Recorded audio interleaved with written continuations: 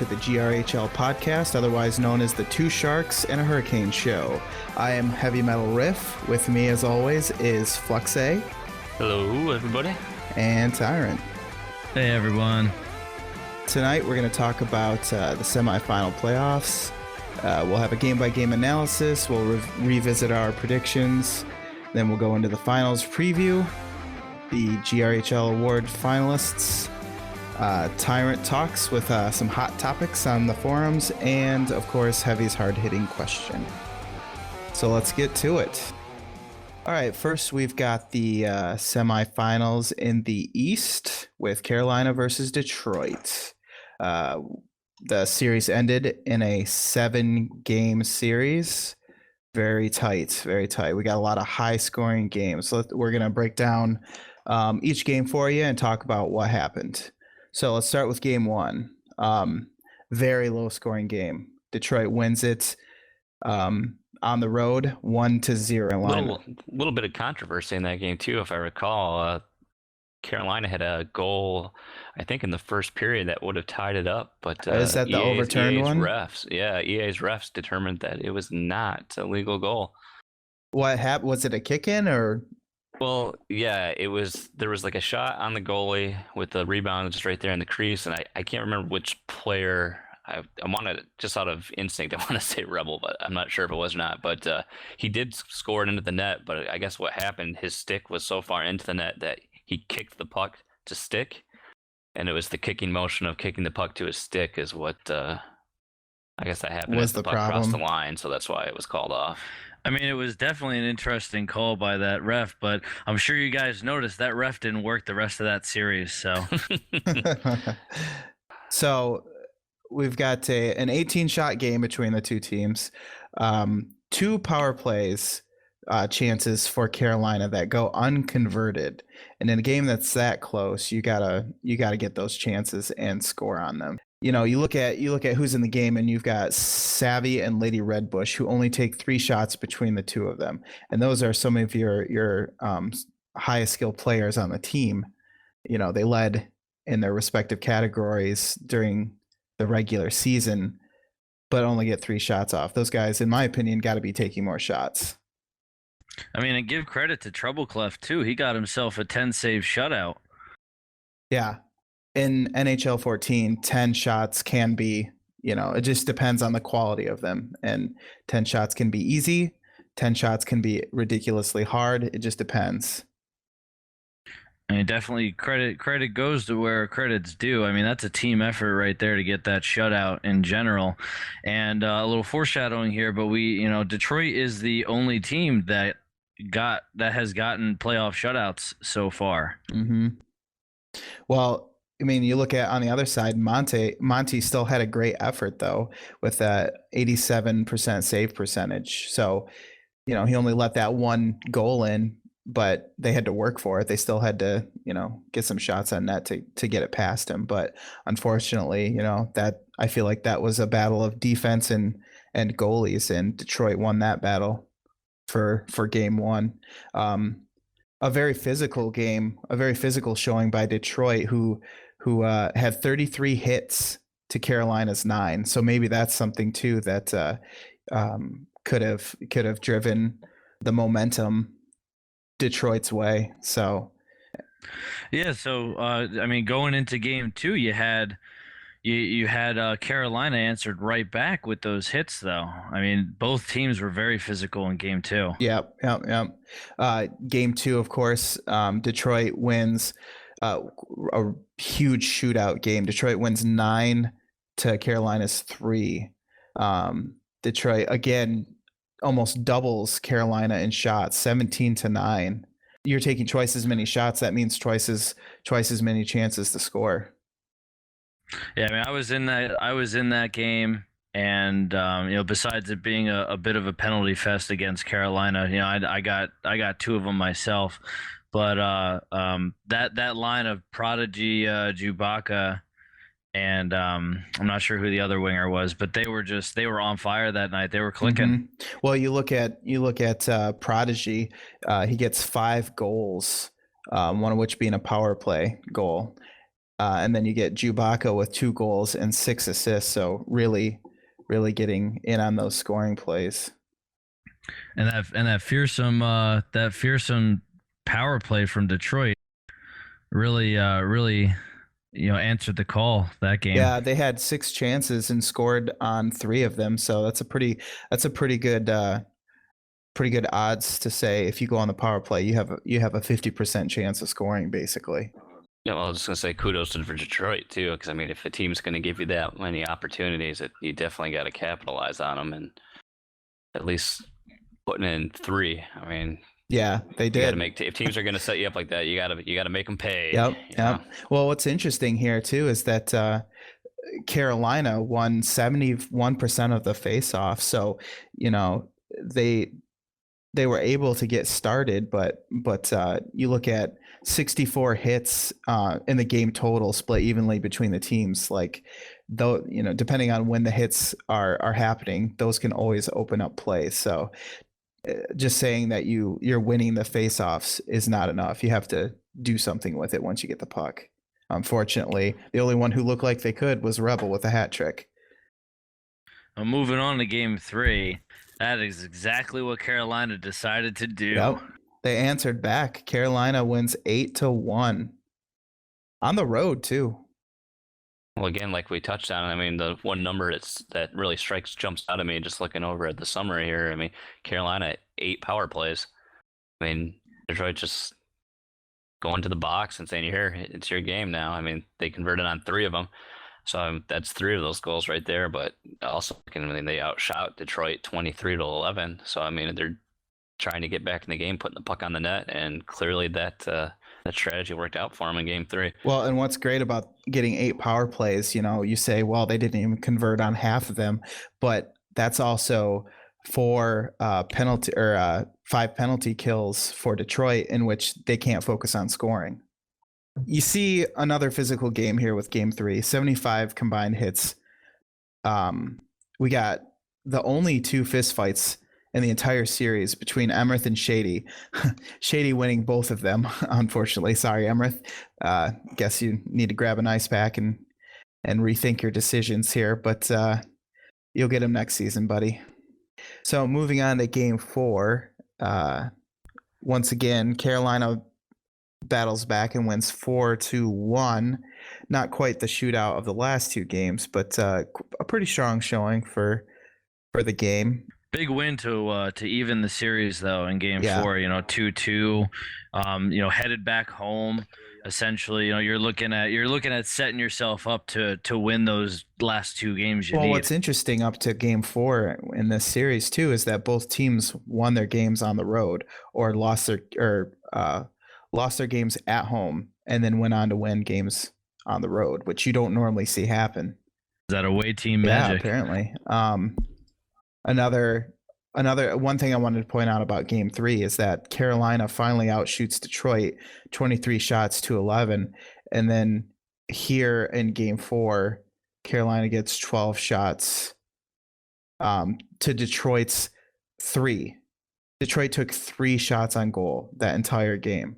Now, this is either really good defense on Carolina's part, or is it just a poor offensive plan where maybe they're passing the puck too much and not shooting enough? I mean, it could be a time of possession thing as well. If Carolina's sitting there with the puck in the offensive zone the whole time, they're playing they really get their game and they're playing their game, where it's in your zone and they're just taking over the tempo of the game. It's really hard and it could be really deflating too. Mm-hmm.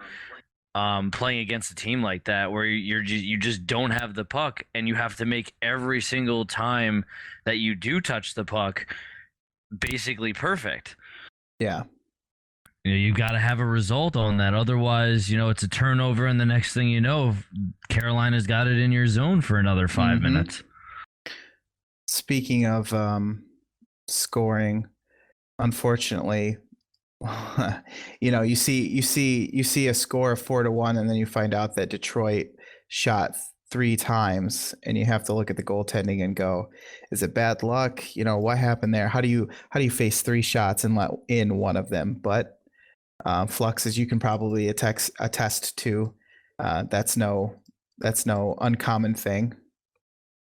Yeah, unfortunately not. I mean, let's face it, Detroit, I would like to say Detroit probably would have had a great high percentage shot. You know, they had a great scoring chance. It could have been a breakaway.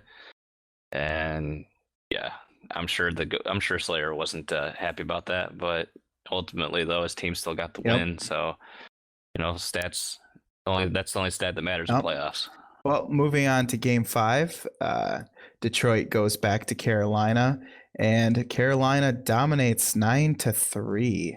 Which is really interesting because Detroit had previously won a game 9-3 as well. Yeah, that was Game 2 actually. So you look at Carolina, and they clearly said, "All right, we need to take more shots," and they did. 31 to Detroit's 14. I mean, there's games where you can't even split 31 shots between the two teams. So that's just a lot of puck handling in the offensive zone for Carolina. So bravo to them. I mean, Redbush was on fire that game with 8 points, and 6 of them being assists. I mean, he's handing out goals on a silver platter to his teammates. And what I like to see is that the brothers, Joff Force and you, Tyrant, getting offensive with those 8 shots between the two of you. It's always good to see that the defense have a chance to take more than 1 or 2 shots for the entire game. One other thing to know, again, we look at power plays. Detroit converting only on 1 of 6 chances, but Carolina coming on strong with the special teams, converting on 4 of 7 chances. So that's really good for them. That's over half. A lot of penalties. That's a lot of penalties. That must have taken forever. 13 between the teams. That's a long game. I mean, it was the ref they replaced that initial one with. That's really what it is. Is that like the NFL with the replacement refs? Oh yeah. Shout out to Lito before we move on for getting 19 hits, him alone. That's probably like a single game record. He's got to be something. hurting after that one, or at least the players he hit. Yeah, no kidding. Moving on to Game 6, we get Carolina at Detroit. Carolina 0. Do we have to talk about this one? Yeah, we do, unfortunately. That's okay. I didn't play it. Detroit scoring 8 goals. So something went seriously wrong. The Carolina machine falters, unfortunately. I think the crucial thing here too is I feel like prior to this, like all the momentum had just shifted back to Carolina. It's like Carolina had taken control of this series and was in a perfect position to close things out, and just the absolute worst outcome that you could possibly wish for happens. I mean, they just get completely demolished by the Detroit machine. Right. Well, and I don't think we got mercied all year either. Yeah. And that rule doesn't apply to playoff games, correct? I don't believe so. But anyway, like 8-0, it may as well be a mercy game. Yeah, it's really what I'm getting at. I mean, I don't think we had an 8-0 game all season. Yeah. Well, where we were on the losing side. You look at Detroit's power plays, they get 4 chances and they convert on all of them. So that's an amazing special teams. And what's funny about those 4 power plays is that everybody except Savvy got a penalty on the team. So almost everyone's equally as guilty for causing them, unfortunately. So that's just going to frustrate the entire team right there. Yeah, sometimes you get that negative team effort. Yep. I mean, we have another physical game too, with 60 hits combined from both teams. Yeah. I mean, these teams were just nailing each other. These teams do not like each other, as evidenced by the fight in one of the previous games as well. So, you get 2 physical teams and it's just grinded out hockey, good old fashioned hockey. So I like to see that. Now, another interesting fact about Game 6 is that we see Rendo playing forward. What is that about? He gets 3 goals and an assist, and he still has time to lay down 13 hits. I mean, that's just sad. If I do say so myself. I mean, we all know Rendo's a superstar, so clearly that's why he's able to just, you can insert him anywhere, and he just takes over. So when do we when he had goalie wins this season, now he's playing forward. Gosh. What can't he do? Win the cup. Run a league. Oh, We'll talk about that first one later. One more shout out to Double Pen for getting a shutout. That's really hard to say. Double Pen, congratulations on that. That's what Detroit's second of Yeah. the playoffs. The only team. That's crazy. That's shutouts. crazy. So, all right, you're down to game 6. It's 3-3. It's evened up. There's been some crazy games in the past. 9-3, 8-1. So we get to game 7, and you're expecting to maybe see scores in the teens by this point. It wouldn't be outlandish to see such a thing, but instead it actually ends up being a very close game with Detroit scoring 3 goals and Carolina scoring 2. Well, I think the huge thing you look at is the shot differential again. I mean, Detroit 15-6. I mean, that's great for Carolina. I mean, they scored on 33% of their shots, but just wasn't enough. So Yeah, I would think Detroit had stepped up their defense again this game. I mean, the penalties were even. Each team had 3 power plays, no conversions though, but. So I think it's kind of what you want to see in a game 7, a close game that probably came down to that final extended minute of NHL play. When you're looking at a game 7 like this too, I mean, you're most likely you're telling your players, hey, go in there, do what you do, but at the same time, don't take that extra jump, because you want them to be in position. You want to play a little bit more conservative so you're not out of position and you're not giving the other team that chance to take that lead, to grab the momentum that could give them that 2-goal spurt that gives them the lead. Yeah, and that's why I was just thinking too, is like, as a player, you come into game 7 and you don't want to be the guy who loses. Yeah, I mean, there's real pressure there. There's real pressure there. So that's the recap of the Eastern Finals, with Detroit moving on 4-3, getting a win in game 7. So they have to be excited about that. How could you not? Congratulations to Rendo and Detroit. Yep. That's good. That's just good. Yep. Sportsmanship. That's the one. I wanted to say teamwork, but that's not teamwork. Your words, they don't work. The language is English, so I've heard. But well, that can give me the Lady Bing that we don't give out anymore, right? We don't give out anymore. And you got to say too, at least got to give props out to Hab, Fan, and Rebel, and the whole Carolina organization for another solid season in the GRHL. I think they've put together teams that compete every year, and unfortunately just came up 1 game short this season to moving on to the big dance. They had a strong showing. I mean, taking that to game 7 is always exciting, but But we had a just as exciting series out west too. Yeah, out west we had a tough 6-game series. Not quite making it to 7, but still, that's a pretty fun series to watch. I mean, that's what we were talking about. That's what we were talking about last week, is that, none of these series were going to be short. Yeah, and that ultimately came true. So let's start with game 1. San Jose wins 7-3. We look at the penalties. They're just everywhere. 6 against San Jose, 3 against LA, but each team converting on those chances too. So really just kind of something that you're going to want to watch out for the rest of the series, it looks like. And we talked about that. Both of these teams, if you're getting penalties against them, they're going to score on you. Right. That's what we want to see, was how San Jose's penalty kill would match up against LA. And obviously LA converted on all but 1 of their 3 chances. So, I mean, that's what their power play does. It puts the puck in the net. I mean, it definitely seemed like both goalies were having some issues this game. Yeah. Well, and you look at, again, here's a team, Los Angeles, being extremely physical, throwing 29 hits to San Jose's 11. So that's a pretty big difference. That's a tough hard nosed forecheck that they bring on, that they bring every game, and you got to be ready for it. And in this one, San Jose was on the ball. Yep, didn't seem to make a difference. I guess while the LA Kings were out hitting everyone, San Jose was scoring. So speaking of which, got to give a shout out to Jackson with 4 goals and 2 assists. 2 of them coming on the power play. I think that's probably one of his best games in the season. Phantom. See, here's something interesting. You got Phantom, Rising Dawn, and Devils all spreading the scoring with 1 goal each. So that's good to see.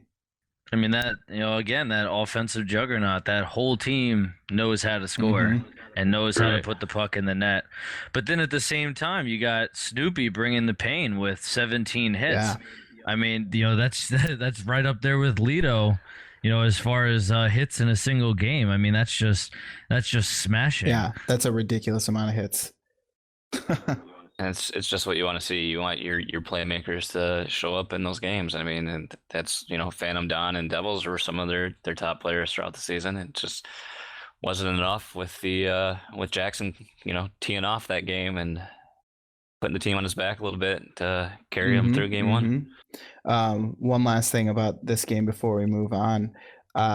Me Heavy getting a shorthanded goal, I believe was the first of the series. We can talk about you later. No, I want to be. It's my show, damn it.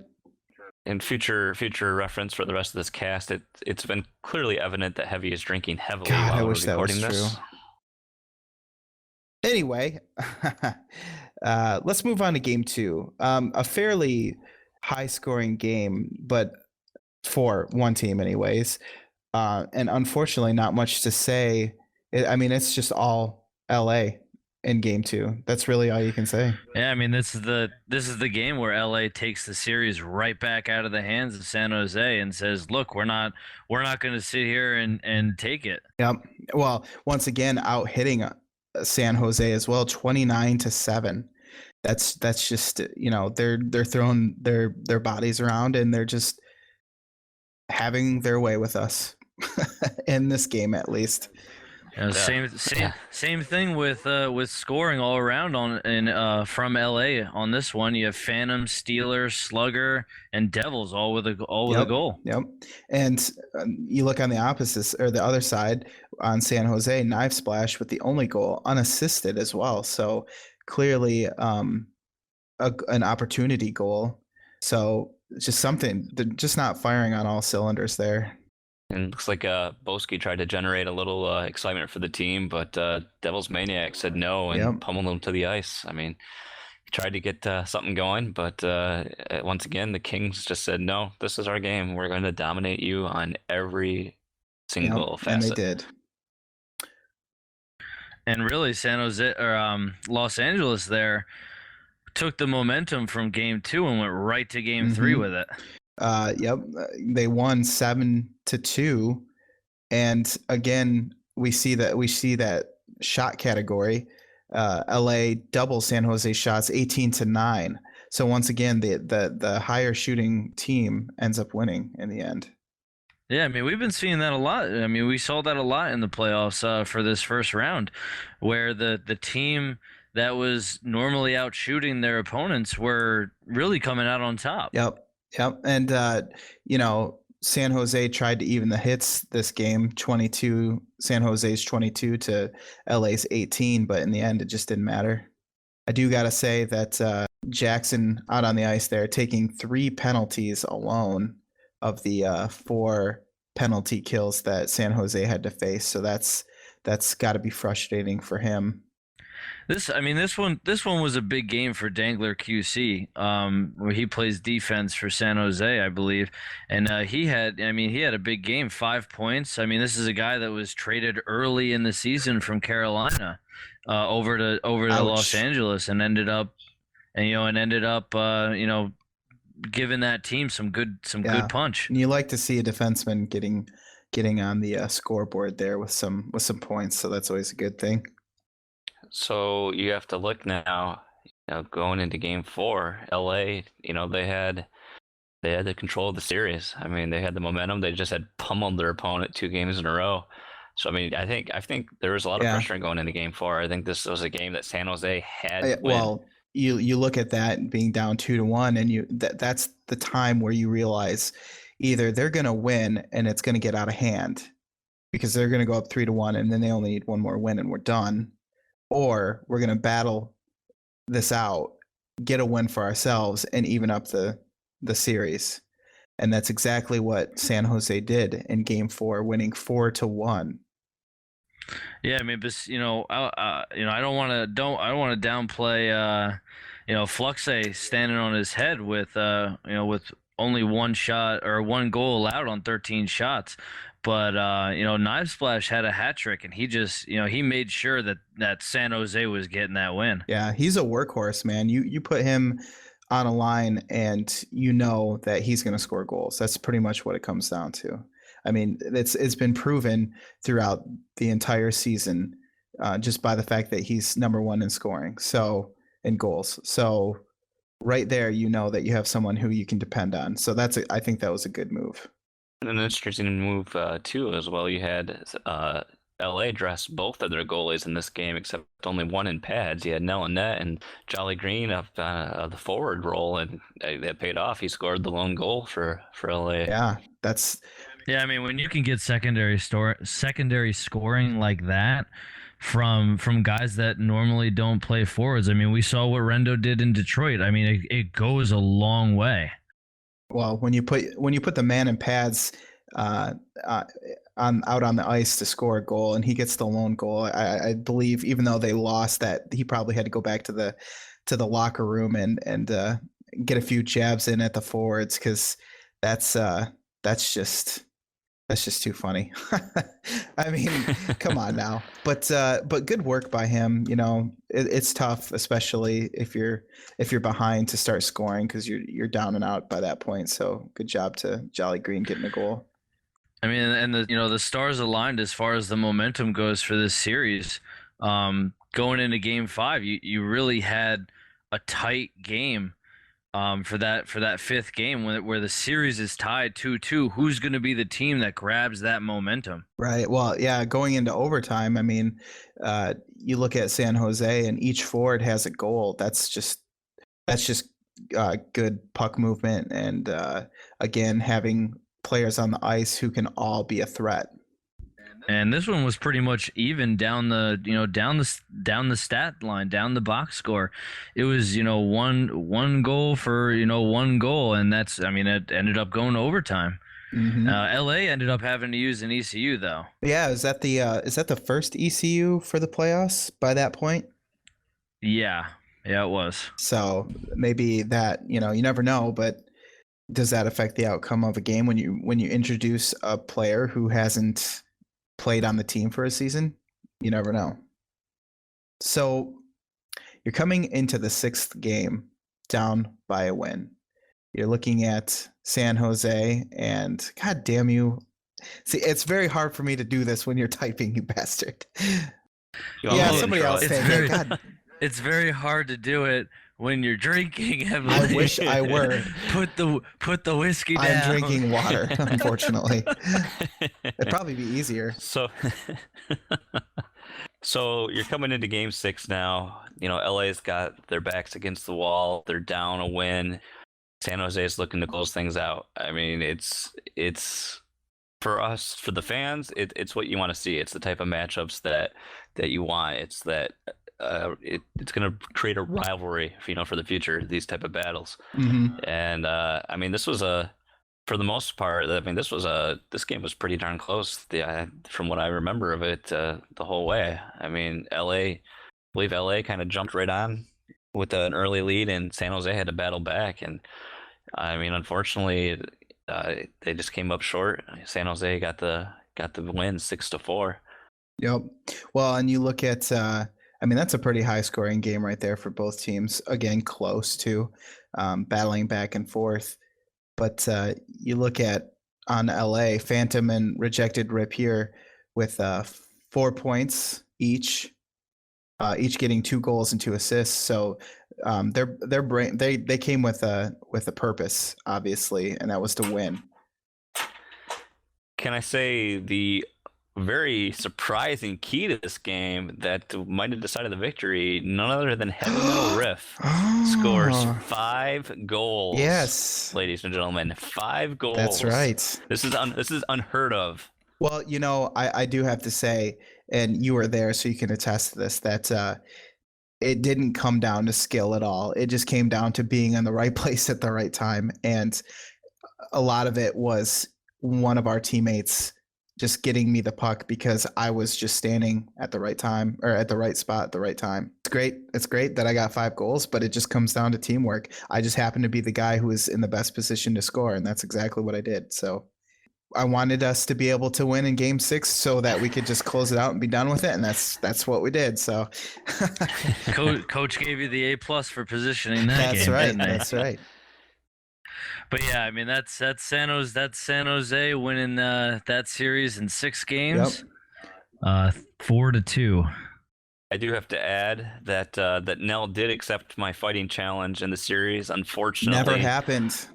We didn't get to throw down in Game 4, and then Game 5 went to overtime, and you just can't take a risk doing something foolish in a overtime situation. So. Well, you both had to act like consummate professionals. You had things on the line. I didn't get the opportunity to get embarrassed.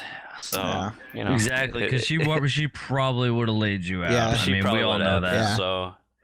That's true. So that wraps up the review of both conference finals, and we definitely look forward to seeing the finals next week. Seeing how that goes. So we'll talk a little bit more about that later. But here's some interesting facts about the those two matchups in the semifinals.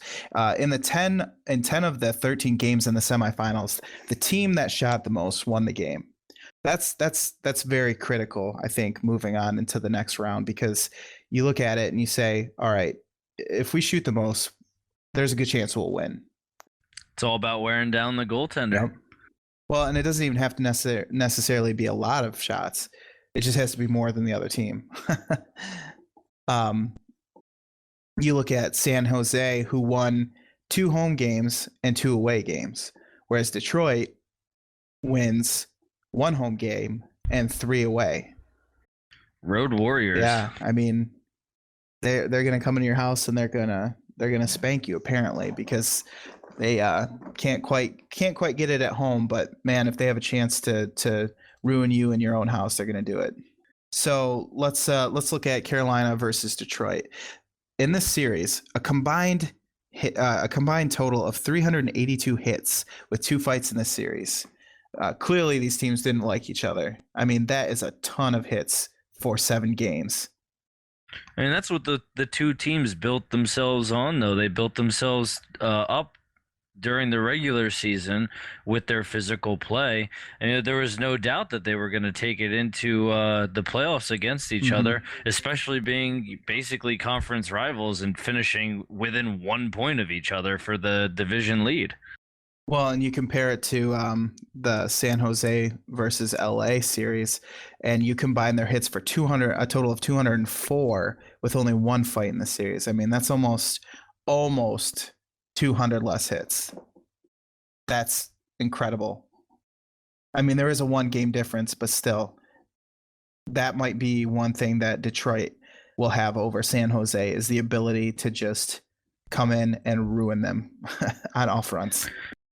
Yeah, if Detroit can impose their physical will on San Jose, then you're absolutely right. Detroit can gain the advantage in that series, but we'll talk about the finals soon enough. Well, and you look at the more hits, the more chances to get penalties, unfortunately, especially in this game.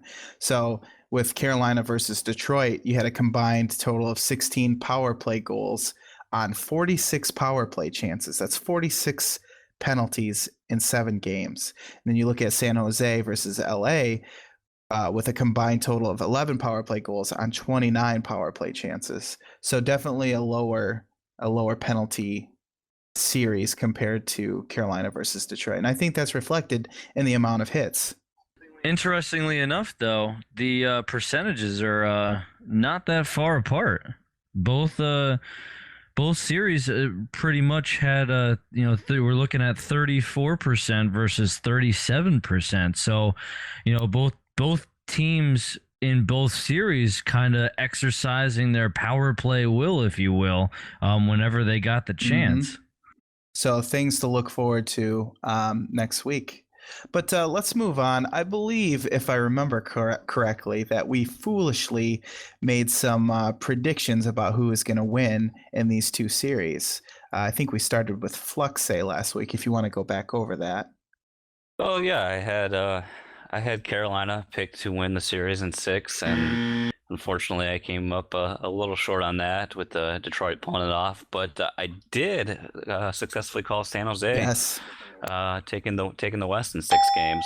All right. So I mean that unfortunately my finals prediction is gonna be off, but at least I'm 50%. And Tyrant, you what did you have? Well, I mean, obviously I can't pick against my team. I had Carolina in 7 because I knew it was going to be a tough series, and it did go to 7 games. We just unfortunately didn't come out on top. Out in the West there, that was my bold prediction, was LA in 7, and obviously that didn't happen with San Jose coming out in 6. Yep. Is there more to that? No. I hit a wall. So gloat it up. Let's hear well, let's have the gloating. If I remember correctly, I believe I said that I predicted Detroit in 7, and I believe that was correct, right? And then San Jose in 6, which Fluxay and I both agreed on. So that makes me 100% correct in the semifinals here. Oh gosh, I hope you can find the time when you edit this that you put some golf clapping in there for yourself. Because, I'm gonna put dings in. Oh gosh. So I guess I might as well get a job as a fortune teller or something, because apparently I can see into the future. Speaking of the future, Fluxay, what do you see happening in the finals? If you wanna remind us all. Now I got to rethink it, but previously I had a San Jose Carolina matchup going on. So with Detroit and San Jose, I think it's going to be a close game. So I for the sake of it though, I'll keep my same prediction. I'll say San Jose in 5. All right, Tyrant. Well, you know me, I'm I go bold, and I've got Detroit in 6. I feel that they, as long as they can show up like they did versus Carolina, they can impose their physical will and win that series. And finally, I have San Jose in 6. I agree that it's going to take 6 games with Tyrant, and I agree that with Fluxay that it's going to be San Jose who comes out on top. But I do believe that, especially based on the series with Carolina, that there might be a few games in there that we just aren't destined to win when they come out, 9-3, 9-3 or something like that. So, something to look forward to next week for sure. Yeah, I mean, let's talk about some of the key matchups that we're going to be looking at in that finals. And really quick before we get into that too, just because we didn't get a chance to mention before, I just want to say, congratulations to Phantom, aka Lindbergh, and his rookie season as an owner, building a team that into the semifinals. I think definitely he's made some relationships with some players that have that franchise returning to be a thorn in the sides of everyone in the league. I can't think of another team that played that style. I mean, they were a frustrating team to play against all season. So, yes, they were. So just props to those guys for building a team and getting that far. All right, so we look at some key matchups here, and the first thing that we look at is special teams. Detroit in their series scores 8 power play goals against San Jose in their series, scoring 6 power play goals, but also 4 shorthanded goals. That's a lot of shorthanded goals in 6 games. That's some deceptive penalty killing right there. Yeah, that's for sure. Well, and especially to be able to continue to be offensive minded when you're on the penalty kill in a playoff series. That just shows confidence right there. I mean, well, not only does it show confidence, but it also shows awareness of the players that are out on the ice during the penalty kill. I mean, obviously in our league, we don't run multiple lines in the same game and don't do any line changes for penalty kills. So the guys that are the regular scorers and the guys that are the regular physical players, when they're out there, they've got to really keep playing their game and keep that puck out of the net, while at the same time they're able to do that with the awareness and able to get those shorthanded goals. And that's what special teams wins games. I mean, that's what you'll hear. So it'll be I think the teams will match up well there. Now, unfortunately, a category the teams don't match up very well, hitting. Detroit clearly the more physical team of the two, with Detroit 212 hits in their series against San Jose's 91. So does San Jose play more of a finesse style defense? Will Detroit be able just to wear down forwards? I mean, are they going to make it hell for guys getting into the zone with the physical play? I mean, it's going to be interesting. Well, I think the important thing is you have to adapt. And like you said, does San Jose play a finesse style game? Do they try to match the physicality of Detroit? Or do you just avoid it altogether and try to dump the puck, or, figure out an offensive style that won't see your forwards getting smashed as soon as they touch the puck? Yeah, I mean, that's really what it's going to be. It's going to be Detroit's defense versus San Jose's offense.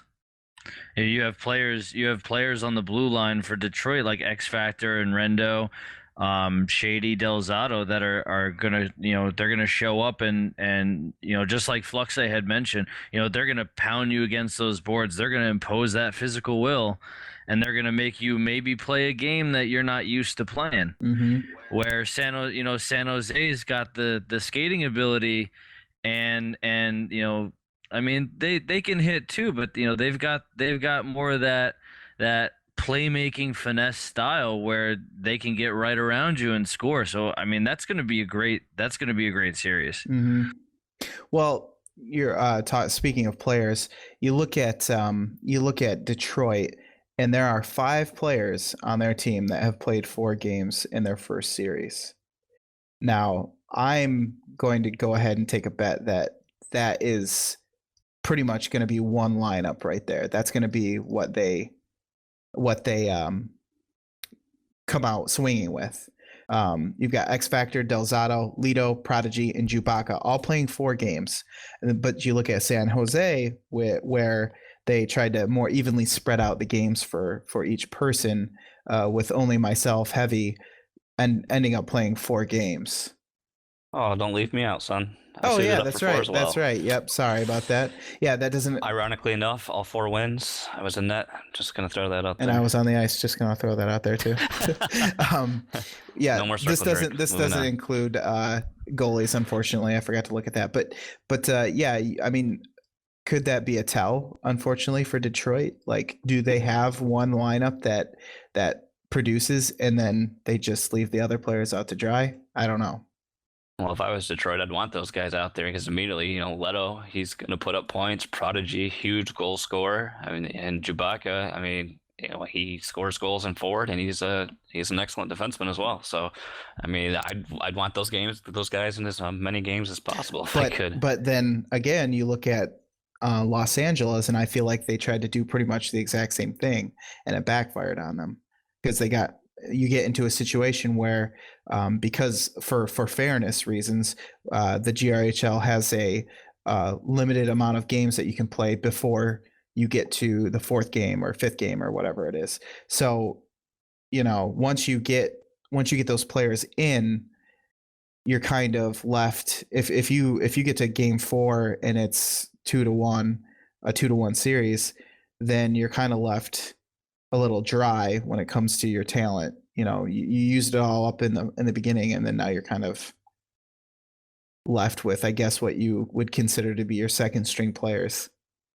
An interesting point. I also just recently looked up here during the regular season. 9 times these two teams face each other, and Detroit actually comes on top of those contests 6-3. Ouch. With I believe at least one of those, just looking really quickly at the scores, looks like it might have been a forfeit win too. So San Jose could be looking at a possible, slight underdog coming into this series. Especially considered that they were considered for the most part to be the ones who are going to go on to win it. I mean, they look pretty favorable, but the thing is that everything can change in the playoffs, and no one is safe. And when that pressure hits, it's going to be who are the people that steps up. Yep. And that leads us right into our players to watch. Yeah, so we've got if you look on San Jose, their main point leaders are myself, Heavy, with 12 points, Jackson with 9, and Reggie with 9. So you can see spreading out the scoring a little bit, but no one necessarily stepping out of the gate and saying, let's rely on this one player to score goals. The key thing, though, I'm looking at there too with Reggie, though, those 9 points, he only had 2 games and generated that much production. So that's a good point. Definitely key player in the series. Well, and I know he was being saved for Game 7. So, I mean, like you said, to get that many points in 2 games is just shows how much skill he has. Speaking of special teams, we've went a lot into it before. This team has got some people on it who really know how to take advantage of a power play. Jackson Pride with 3 power play goals, Knife Splash with 2, Jim from Files getting in there on the defense with 1 power play goal, and then also we talked about shorthanded goals. Spliff and Rum, man, he really knows how to take lemons and turn them into lemonade with 3 shorthanded goals. And that's 3 of the 4 shorthanded goals that they got in that first round. So that's, he's getting the majority of them for sure. And then you talk about, who's going to step up against Detroit when it comes down to hits. And, there's no slackers on this team. We got Boski with 17 hits in 3 games played, myself with 16 hits, 4 games played, and Number with 11 hits, 3 games played. So there are people on the team who can hit. It's just whether or not they show up. And quite frankly, if Detroit gives us the opportunity to smash their face in. This isn't pro San Jose at all. So then we look at goaltenders. Now this is something that's unfortunately, since it's mine and Fluxay's team, a really interesting statistics to look at here. We got Fluxay, yourself, with 4 wins, no losses, 76 save percentage, 2.73 goals against on 4 games played. Pretty good, right? That's you led us to every victory. That's NHL 14 good, right? Yeah, there. Exactly. Yeah, that's true. About NHL 14 playoffs good. But on the reverse side of that coin, we look at Killer Cookie, who played 2 games but lost both of them with a 62 save percentage and a devastating 6 goals against. Ouch. So really, you're looking at that stat line and you're saying, how much of that is Cookie and how much of that is the lineup that's in front of him just for that specific game. Yeah, and unfortunately, I mean, he was between the pipes on those 2 games where LA decided to just, make San Jose implode and to dominate all over. And that's what they did. So moving on to this. Oh, go ahead. I was just say, yeah, enough about San Jose. Yeah. Let's talk about Detroit. Yeah, fuck San Jose. On to Detroit. Looking at their point leaders, we've got Chewbacca with 14 points, Prodigy with 13. So right there, you've got 2 people who are already over the highest point leader on San Jose, and then Lido bringing up the rear with 9 points in each in 4 games played. I mean, especially with you have Chewbacca's leading, all players from the playoffs with that point total. So, I mean, definitely you're going to look for those guys to be impact players in that series, and I think Detroit will have them as in many games as possible. I wouldn't be surprised to find out that Chewbacca is being targeted. I'm sure that there's going to be talking about hits. He's going to probably be one of them that's gets smashed. Quite frankly, I mean, you look at a guy who's got 14 points in the playoffs, and you know you're going to have to shut him down. So I wouldn't be surprised that if he gets headhunted a little bit. Well, I mean, he's sitting there with two. He's also got 2 power play goals. As far as special teams go, and Prodigy's right there with him with 4. So both of them are not only leading points, but they're also leading the special teams play. With Rendo and Killabeats right behind them with 1 power play goal each. Yeah. Well, and I mean that kind of goes back to what I was saying. Is it that they only have 1 scoring line?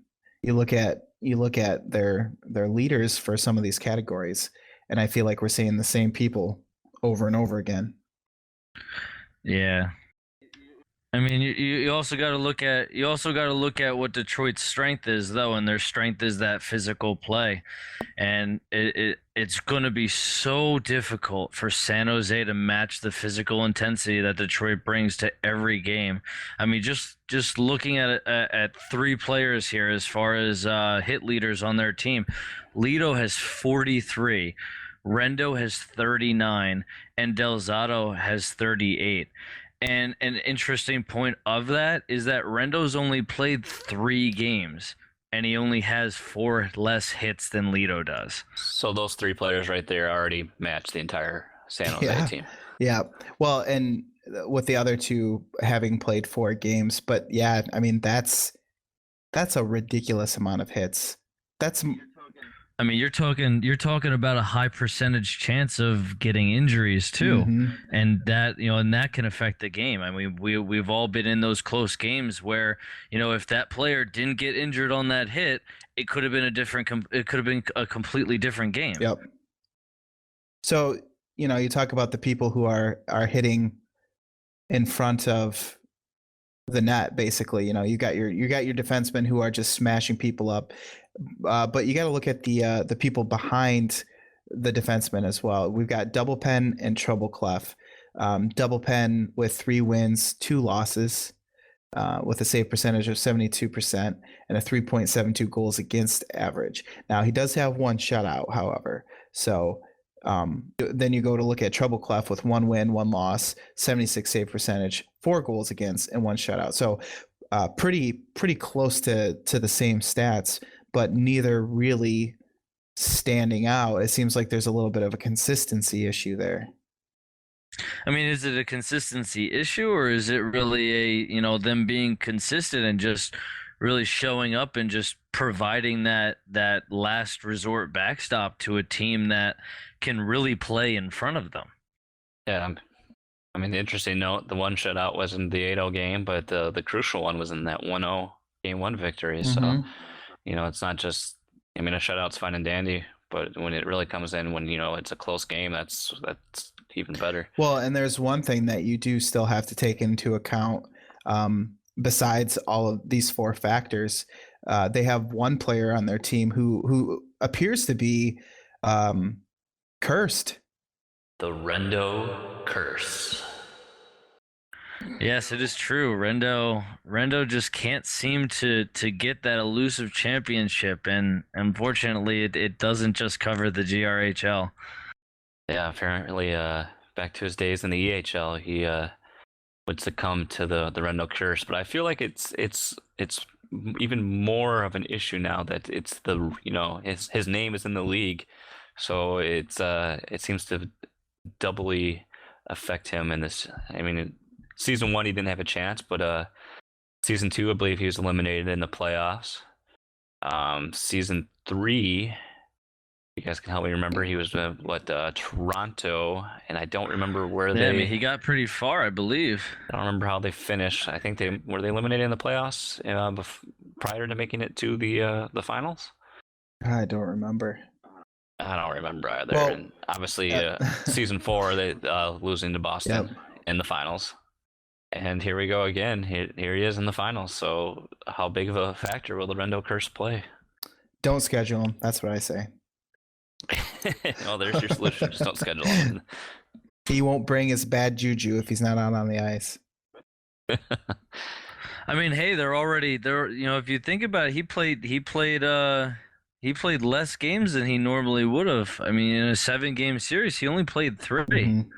So they are keeping him. They are keeping him off the ice, and kind of in their back pocket there when they. I mean, maybe when they just Well, need there's him. the key thing too on that is he had the self-discipline suspension he served for some An oversight. executive deal that Yeah. an oversight on his part that went down that we won't get into at this time as the controversy of it all. But he fessed out to his mistake and took the high road on it and set himself on the bench for a game. But his team still came up with the win. Win without him, so maybe that's why. It's because of the curse, and he wasn't on the ice. Maybe that's why they won. Yeah, so I mean, I'm definitely looking forward to this series, guys. This should be fun to watch the scoreboards with and see the box scores after Yep. each game, and definitely we'll keep our eye on it, for you guys. So we'll be able to give you our analysis. Definitely coming Yep. soon. So as we look forward, I think too we should also look back to the regular season and talk about some of the outstanding players of the regular season.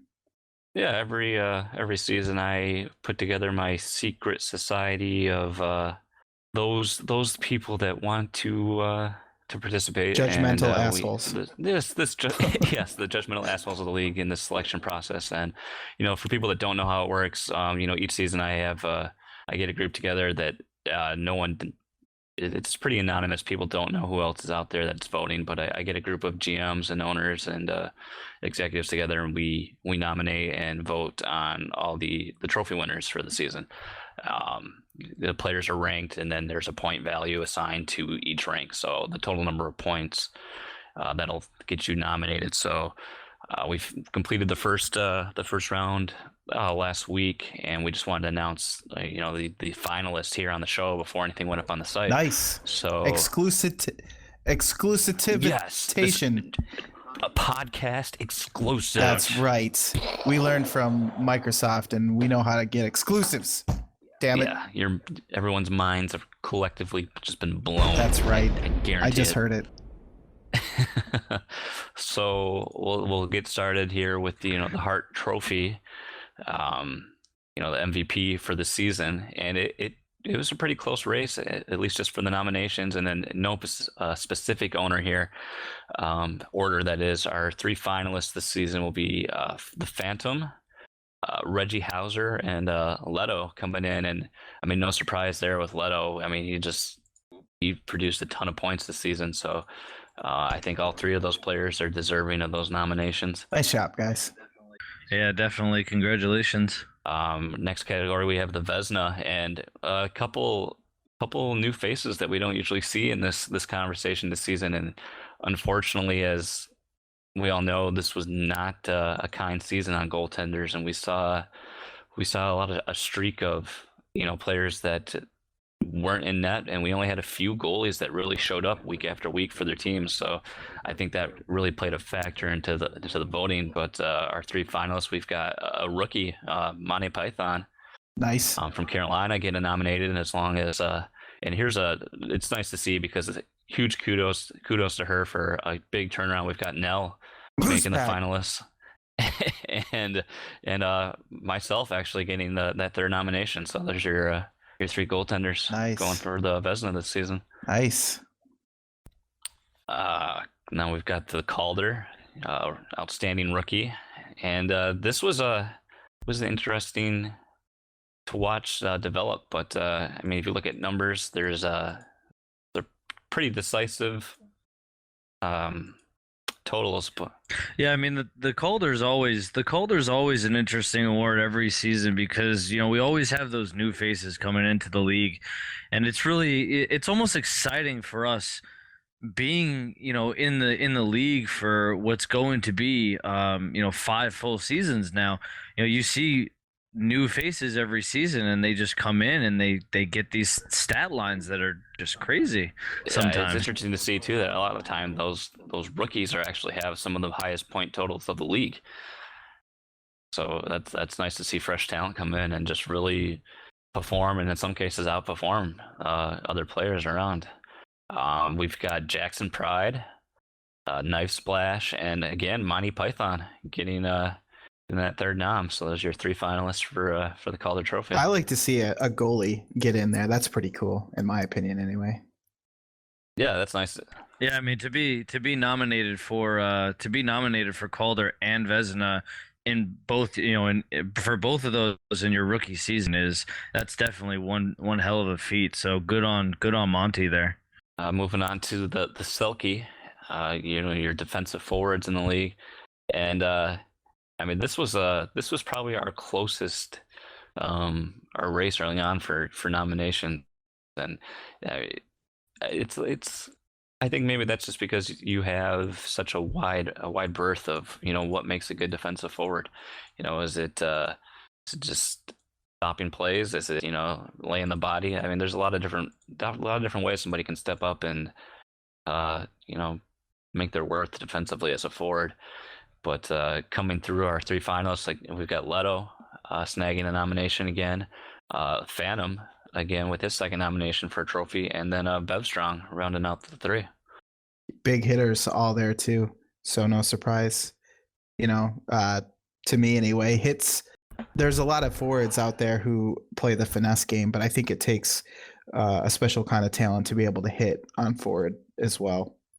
I mean, not only to hit, but also maintain your positioning, because we're talking about the forward positioning too. And everyone's favorite, a lot of controversy here because, well, a certain someone always wants to win this award every season. The boy. Norris, the big Norris. And again, this was another, with numbers I can't reveal, but it was another close race for the 3 finalists. And we've got Jordan from San Jose, Gaming Rendo in Old Detroit, and then Devil's Maniac from LA, snagging that 3rd spot. Nice. Now, and just to remind everyone again, these are no ways that I'm listing are the rankings, because again, now that these finalists have been named, these will all be voted on again to have a winner determined. So who's the most popular? Yes, the GRHL popularity contest. That's right. Most likely to see anyone but Rendo. Oh. Wait, why am I doing that? I can just add it. And now we have the GMs. A category I believe you have been familiar with, been nominated in the past, and again this season you've got yourself a finalist nomination. Heavy metal. Yeah, way to go! You're so humble.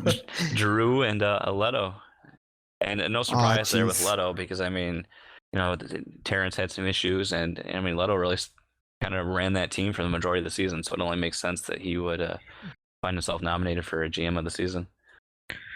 Yeah, so not only is he stepping up on the ice, but he's also really stepping up off the ice, and just from an executive standpoint, that's a huge, what would be the word there? That's a huge contribution to the GRHL. I was just hoping you were going to say that's a huge and then just trail off and never speak again, because that would have been equally as effective. Well, I find it amazing that I was nominated, because I didn't do a damn thing for the team. So, I thought that only happened when you were owners of teams. Oh, that's true. And also to shout out to Drew as well, because he was in a similar situation where his owner had to bail mid-season, and so him he like a dog. Ran the team for those last few weeks until he had to step away, I think, during week 7 due to the holidays. But congrats to those 3 guys. And then finally, the owners. And we don't poop on owners here. We love our owners. Oh, that's right.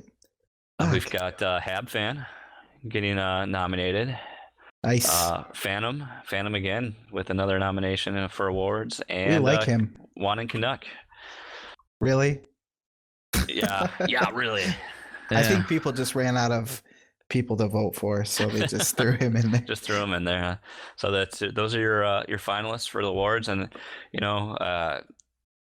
we used to have Lady Bing as an award, and it's just if any time anyone has any suggestions for awards they'd like to see, if we'd like to see some awards that aren't strictly NHL based, if we throw something in for, maybe something that's more for fun, or something that just you'd like to see that's not in the NHL, go ahead and post something in the feedback Well, section, because we'd love to hear it. But and or if you'd like to see, I don't know why you would, but maybe you want to see the Lady Big come back. If you can think of a way how we could score that's favorably, that's not just relying on opinion, because that's the last thing we want. We don't want these awards just strictly to be, we don't want a popularity contest. We want to be able to tie it to something. That's what I think that was the original reason why you got rid of the Lady Bing, was because we talked it over and realized that this league is full of a-holes and that no one deserves it. So we might as well just get rid of it.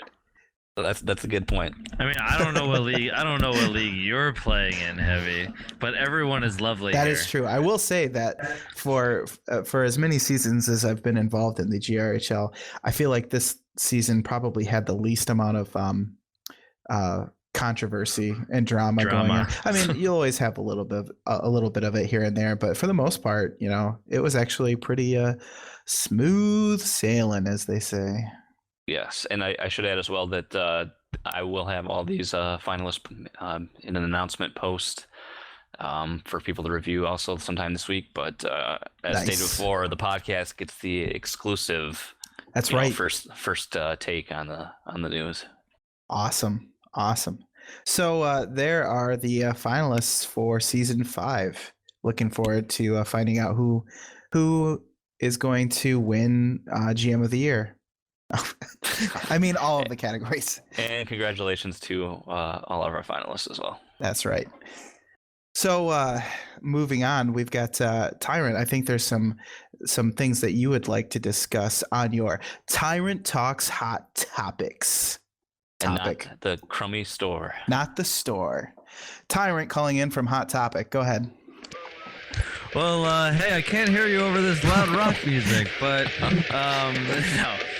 Really, this segment, guys, is just going to be a quick glance at the what's going on in the feedback forum to let you guys know what's being actively discussed right now. That's really we're really trying to push it for a reason, is because it really does matter to us. We really want your opinion. You guys are going to be the ones that are going to help our executive board drive the league in the direction that it wants to, that we all want the league to go in. So really right now we just have 2 going on there. We have a scouting thread, which kind of the topic for that is the system that we have, for scouting, because we don't have mandatory scouting. Can it be improved in any way, or is it fine the way it is? And then we have a player salary thread. Every season we look at our fair base value formulas and make sure the numbers are lining up correctly for each position as a whole. So as the new game releases and as tuner sets change the game, we have to adapt the formula to ensure players are being accurately compensated for their skill levels, over the course of their career. And what we want to do is we want to get your opinion on where do you think the values are? Do you think they're maybe too high? Do you think they're maybe too low? Or do you think they're just right? Do you think we're doing a good job with those?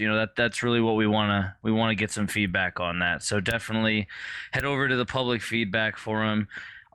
Just post a couple comments in the threads. It doesn't have to be long, but an opinion is, can go a long way. If you don't definitely speak out on this board, then you have no license to bitch about it later. That's a good point. Anything else in the going on the message boards, or anything else you want to talk about? I think a good thing to bring up to the scouting is, from past experience, we don't, as of right now, we don't require scouting. There's some leagues that, to be eligible to play, it's mandatory that you scout with X amount of teams. So, is that something that people want, or do they like the ability to, just do whatever? I mean, should it just be an owner's discretion? So I think it's a topic that I think everyone has some experience with. So I think it should be good to get some discussion on that what would be best for a league. Mm-hmm. Yeah, exactly. And a couple shout outs I'd like to give out as far as players that have been active on there. We've got Jero, we've got Habs fan, we've got KRNS Dad, and we've also got Chewbacca. So those just off the top of my head, there are four guys that have been really contributing, and really, you can tell they want to help. They want to help drive the league in the right direction. So yeah, Heavy, that covers the hot topics for this episode. Awesome. So let's move on. We're getting to the end of the show here, but I always like to give you guys something to think about. So tonight's Heavy's hard-hitting question is each week I'll ask you guys a question relating to league, NHL, the game, or players in the community in general. So if you haven't heard the last show, that's the explanation of what this is. The GRHL is making the switch for sure, right? Making the switch from unranked games to ranked games, which I know was a big topic during the regular season. How do you hope this will affect games, players, and the league, and why was it approved? Well, I'll start with this one, Heavy. I really want to start and say thank you to the players, because this was the first step the league has, the first major step that the league has taken, where the public feedback forum really really helped to influence the decision and get it to that next level, which is where the executives vote on it. The majority of those who had posted in the public feedback forum were for ranked games. So that really did go a long way in seeing it get to that next level. Well, and I know that two of the arguments, one was that a lot of people may not have time to play the game outside of league. So it helps them. I mean, we're playing 30 plus games a season, right? So you're getting some games in there towards your cards, but also a lot of people are claiming that ranked games feel differently than unranked games. Like maybe there's a different tuner set that is used. Yeah, one of the EA mysteries that'll never get revealed is what are the tuner sets, which game modes use these tuner sets. Much like goalie attributes, we'll never get the answers to what they really do. Exactly. And that's one of the advantages to just making the switch to ranked games, because it's essentially just going to dispel any possible difference between the ranked and unranked games. You throw that out the window when you're saying, man, like, are these bounces just bounces, or are they tuner? Well, no, they're just bounces now. Right. Well, I mean, let's put it this way. Ranked or unranked, it's still a game made by EA, and we're still all going to get fucked by EA because that's just what they do. So at least this dispels some of the myths about whether or not, it feels better or it gets rid of, it's a different tuner set or whatever. So, and just so you guys know, you can expect some of the gameplay procedure rules to just be rewritten as far as the ranked games go. So you guys can keep your eye on that. We'll make sure to let you know as we update them. So you guys can read them and just get used to them. As soon as they're obviously we want to have a type of protocol established for how lag outs will be handled. At least it's most fairly. I mean, I think that's probably one concern people did have about the switch to ranked is how that lag outs would negatively affect their stats and their card advancement. But as a whole, I mean, I think it's the right move to make. You play when you're playing OTP or drop in. Most of the time you're playing ranked games. So it's kind of weird that most of the time when you're playing the game, you're playing ranked, but then when you would jump into your league games, you're suddenly playing unranked, and the game might feel a little foreign. So if you have any questions or comments about this particular question or anything else we talked about in the show, please post it in the forum where this episode will be posted. We look at next week. We're looking to talk about the playoff finals, of course. That'll be fun. Yeah. We'll find out if our predictions are true and see how much of not mind readers. Fuck. Go bold or go home. That's right. Yes. And then we'll announce the award winners. Flux will have that for us. But we'll also talk a little bit about what's coming next in season 6. We talk a little bit about the changes like the ranked and unranked games, but there's a little bit more to it, and we can talk about that next episode.